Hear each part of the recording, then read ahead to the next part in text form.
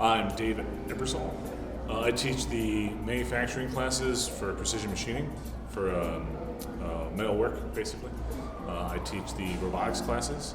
I teach the computer integrated manufacturing classes, which is a PLTW or Project Lead the Way, and principles of engineering. I've actually always felt that I've had a calling to be a teacher. I've always had a knack at what I call translating, where I take something really high and word it in such a way that someone who's never understood or seen it before can understand it.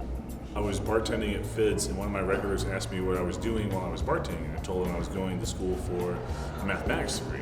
And he goes, well, you need to come check out the school. So I came in, and he was just going to give me a tour, and I eventually got that night, I got an interview with the superintendent that lasted about 2.5 hours, and he gave me a job on the spot. It was incredible.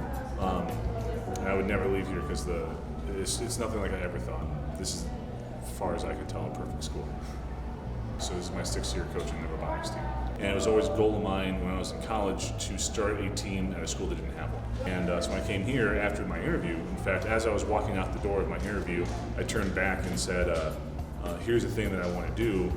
How would you feel about it? He goes, I have no idea what you're talking about, but you seem to, so go ahead. I went to Penn. So at Penn, there was 4,000 kids in the school. I had 1,000 kids in my graduating class. I still look at that senior photo in gym. I did not know anybody. I did not know the teachers. I didn't know anybody.